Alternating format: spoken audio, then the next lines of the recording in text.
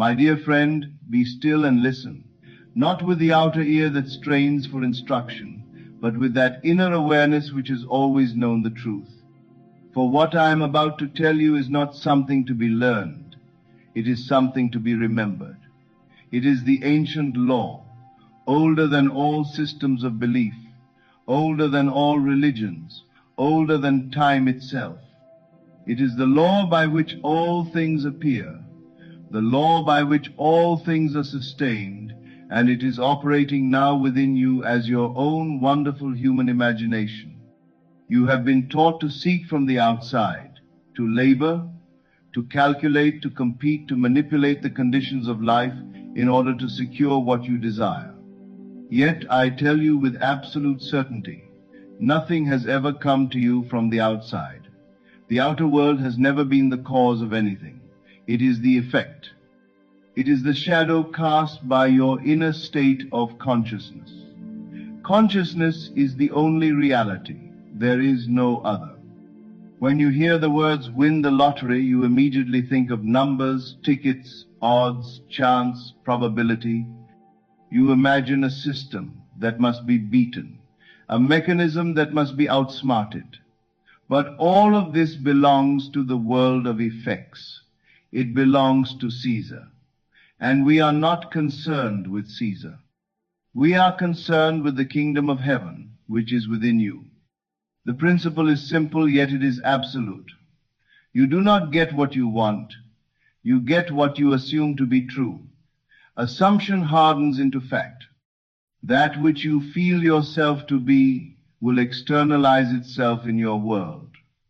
Therefore, if you would win the lottery, you must first understand that the lottery is not the cause of wealth. The ticket is not the cause. The drawing is not the cause. Wealth is a state of consciousness, and you must enter that state. Creation is finished. All possible outcomes already exist. The man who has won exists. The woman who has received unexpected abundance exists. The individual who lives in financial freedom exists. These are not future possibilities waiting to be manufactured. They are present states waiting to be occupied. You do not create the state. You select it. This is why I say, do not do anything. Just listen. For the doing belongs to the old man, the one who believes he must act in order to become. But the law is not about becoming through action. It is about being through assumption. The moment you assume the feeling of the wish fulfilled, you move into that state. And when you move into that state, the world must reflect it. The scripture declares, "Be still and know that I am God." That stillness is not inactivity of the body. It is the cessation of doubt, the end of inner argument.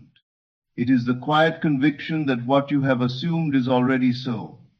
I am is the name of God. Whatever you attach to I am, you animate. If you say inwardly, I am fortunate, and you feel it to be true, you are fortunate. If you say, I am always missing out, and you accept it as your identity, you will miss out. The outer world will simply mirror the assumption you hold. Now hear this clearly. You cannot serve two states at once. You cannot be the man who hopes to win and the man who has already won at the same time.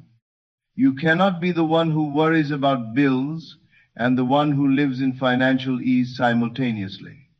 One must be released for the other to be entered. Let the dead bury the dead, said the scripture. The dead are your former assumptions. They have no life except the life you continue to give them. If you persist in recalling past disappointments, if you rehearse stories of bad luck, if you define yourself by prior loss, you are resurrecting the old man. And as long as you occupy that state, the world will faithfully reproduce it. The past has no reality unless you occupy it now. It is only a memory sustained by present identification. Withdraw your identification from the past, and it loses all power. Enter a new state, and the past rearranges itself to fit the new identity. When I speak of winning the lottery, I am not speaking of chance. I am speaking of selection. You select the state of unexpected abundance. You select the state of being financially secure beyond measure. You select the state of the one who says, "Of course, wealth flows to me in surprising ways." And you feel it natural. Feeling is the secret. Not emotional excitement, not frantic enthusiasm, but the deep, quiet sense of reality. What would it feel like if it were already true? Not tomorrow, not after the numbers are drawn. Now, what would your inner conversations be? Would you still be calculating odds? Would you still be worrying? No. You would be at rest. You would feel relief. You would feel gratitude. You would feel an ease that requires no explanation. Enter that feeling. Do not force it. Do not strain. Simply allow yourself to imagine a scene that implies fulfillment. Perhaps you hear a friend congratulating you. Perhaps you see your bank statement reflecting abundance. Perhaps you feel the keys of a new home in your hand.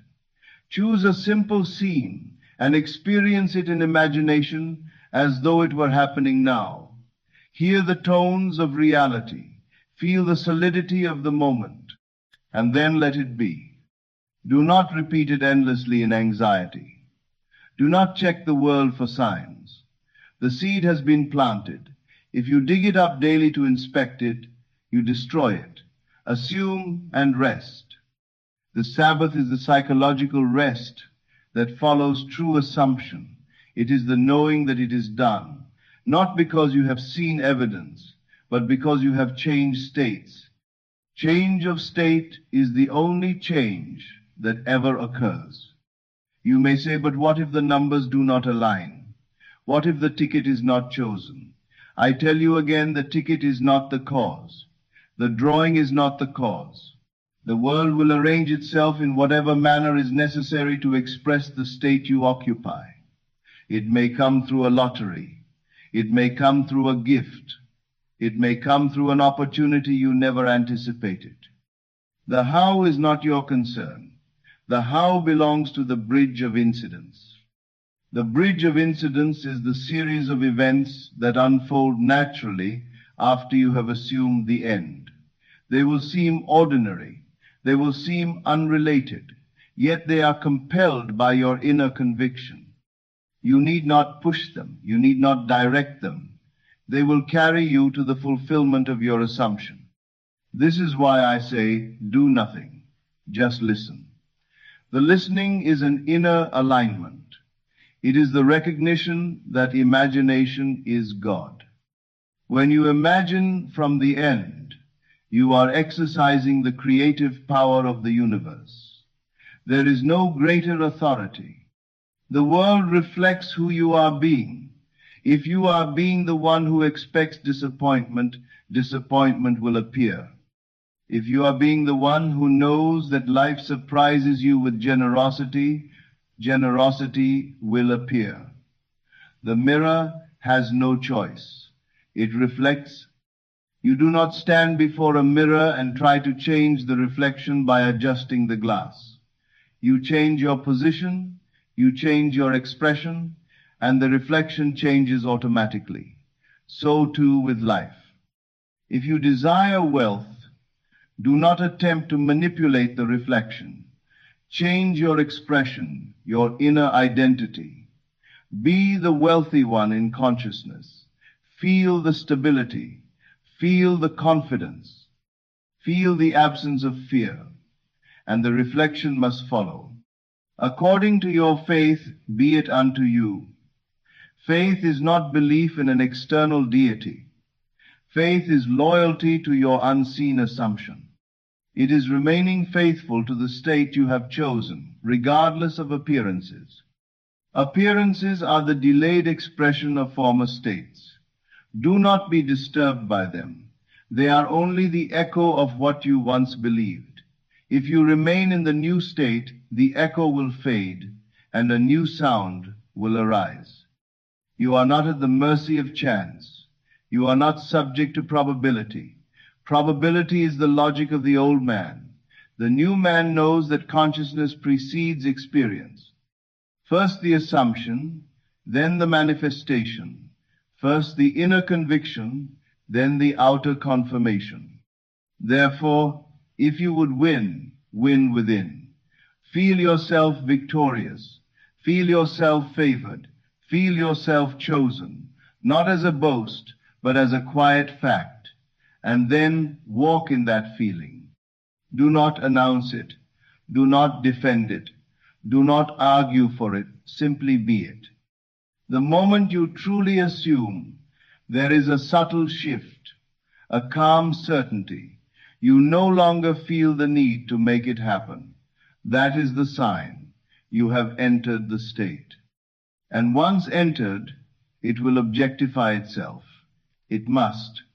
The law is impersonal. It does not judge. It does not favor one over another. It responds to state. If you persist in the state of fulfillment, fulfillment will externalize. So I tell you again, as simply as I can, winning is not an event. It is a state. Wealth is not a sum of money. It is an identity. The lottery is not a cause. It is a possible channel. The only cause is consciousness. Release the old man who doubts. Release the old man who calculates odds. Release the old man who identifies as unlucky. Let him die through neglect. Put on the new man who knows that life responds to him. And remain faithful to that knowing. You need not struggle. You need not strain. You need not force. The Father within does the works. And the Father is your own wonderful human imagination. Be still. Assume. Feel. Know. And the world, obedient and unfailing, will reflect the state you have chosen. That is the law. That is the secret. That is how anything is manifested. Remain with me in this stillness, for it is here that the true transformation occurs, not in effort, not in repetition born of fear, but in the quiet shift of identity that no outer eye can see. You are not attempting to attract anything. You are not attempting to persuade fate. You are not attempting to convince some external power to favor you.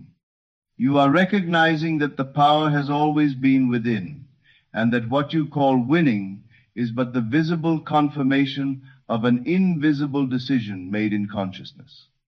When you truly understand that consciousness is the only reality, you cease all struggle with appearances. You no longer argue with facts, for facts are only crystallized states, frozen assumptions made visible. And if they were formed by assumption, they can be dissolved by assumption. The outer world is not fixed. It is fluid, though it appears solid. It is solidified belief. Change the belief, and the structure rearranges itself. The mind that asks, "How can this be?" is still identified with the old man. The old man believes in secondary causes.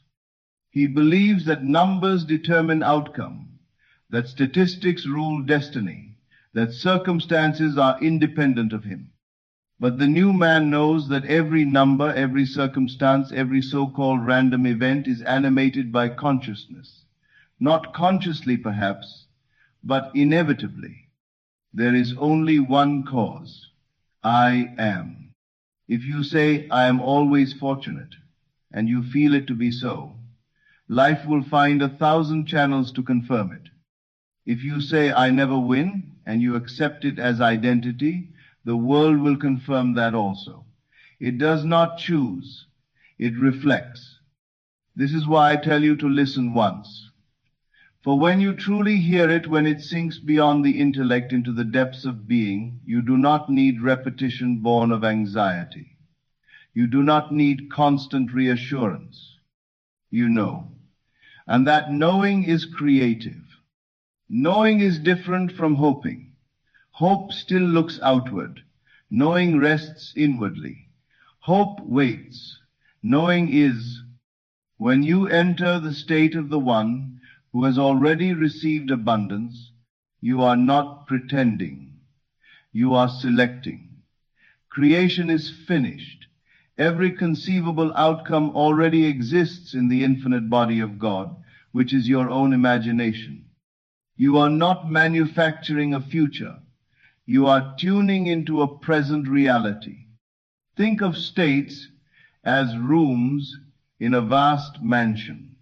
The mansion is consciousness. Each room contains a different experience, a different identity, a different life. You have wandered into rooms of lack, rooms of fear, rooms of disappointment, and because you occupied them, you experienced what they contained. But there are also rooms of wealth, rooms of favor, rooms of unexpected blessings. They are not locked, they are not reserved, they are available. To enter a room, you do not change the mansion, you change your position, you walk through a door. The door is assumption. When you assume the feeling of the wish fulfilled, you have walked into a new room. The furnishings may not instantly rearrange themselves before your eyes, but you are no longer in the old environment. And because you are not, the old experiences lose their continuity. Many make the mistake of entering the new room for a moment and then returning to the old through doubt. They imagine abundance in the morning and rehearse fear in the afternoon. They declare fortune inwardly and then speak of misfortune outwardly. In so doing, they attempt to serve two states at once, but it cannot be done. One will dominate. Therefore, once you have assumed the state of the one who has received unexpected wealth, remain faithful to it, not through strain, but through preference. When thoughts of lack arise, do not fight them. Simply do not dwell there. Return inwardly to the feeling of fulfillment. You do not water weeds by pulling at them. You starve them by withholding attention. Attention is life. Where you place your attention, you animate. If you attend constantly to doubt, doubt grows. If you attend to certainty, certainty strengthens. The outer world is the harvest of sustained attention. Out of the abundance of the heart the mouth speaketh. The heart is not the physical organ, it is the subconscious. What you consistently feel to be true sinks into the subconscious and must objectify itself. The subconscious does not argue. It accepts as fact whatever you impress upon it with feeling. Therefore, impress upon it the feeling of victory. Impress upon it the feeling of financial ease. Impress upon it the feeling of being divinely favored, not through mechanical repetition, but through vivid experience in imagination. At night, when the body is relaxed and the world grows quiet, enter a short scene that implies your desire is fulfilled. Hear someone say, "I knew you would win."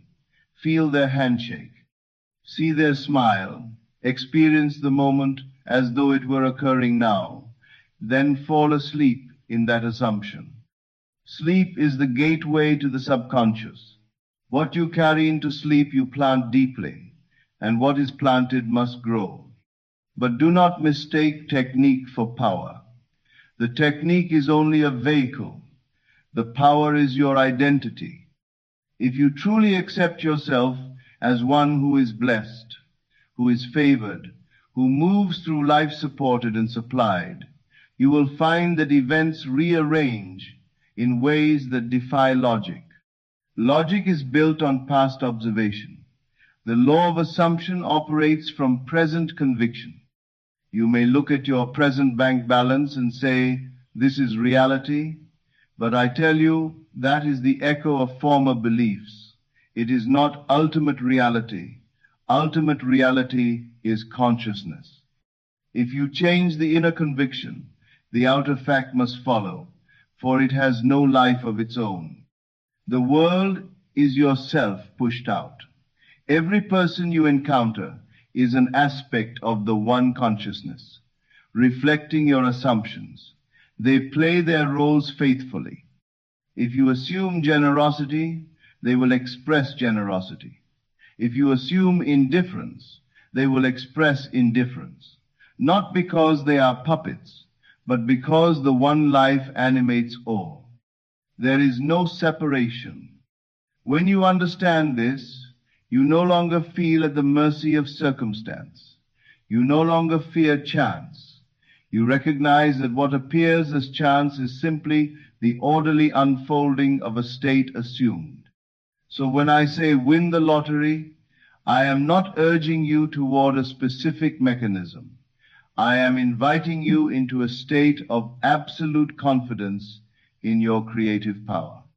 If you prefer the lottery as a symbol of sudden abundance, use it. But remember, the symbol is secondary. The state is primary. If you were suddenly and completely financially free, how would you feel about yourself? Would you feel secure? Would you feel relaxed? Would you feel generous? Then feel that now, not as fantasy, but as fact. The mind may protest. It may say, but this is not true. That voice is the old man defending his territory. Let him speak and let him fade. You are not required to argue with him. Simply assume the new state more often than the old, and the old will wither. States persist through occupancy. Vacate the state of lack, and it cannot remain. There will come a moment, if you persist, when the feeling of abundance becomes natural. You will no longer be trying to feel it. You will simply feel it. And from that naturalness, events will begin to align. Perhaps you will be inspired to purchase a ticket at an unusual time. Perhaps you will meet someone who offers an opportunity. Perhaps an entirely different channel will open. It does not matter. The outer pathway is none of your concern. Your only responsibility is to remain in the state. Responsibility in this sense is not burden. It is authority. You are responsible because you are the operant power. The scripture says, choose ye this day whom ye will serve. You are always serving a state. Either you serve the state of doubt or the state of certainty. Either you serve the state of lack or the state of abundance. Whichever you serve will rule your experience. Choose consciously, and once chosen, be still. The greatest secret is simplicity. It is not complicated. It is not mystical in the dramatic sense. It is profoundly natural. You have been assuming states all your life without knowing it. You assumed you were limited, and you experienced limitation. You assumed you were overlooked, and you experienced being overlooked. Now assume you are blessed beyond measure, and you will experience blessing. There is no favoritism in the law. It responds to assumption. Therefore, listen once and let it settle. You are not waiting to win. You are not hoping to win. You are the one for whom abundance is natural. You are the one to whom fortune flows. You are the one whose life reflects inner certainty. Feel it, know it, rest in it. And as surely as night follows day, the outer world will reorganize itself to reflect your inner conviction. For consciousness is the only reality. Imagination is God, and what you assume to be true must, in its appointed hour, become fact.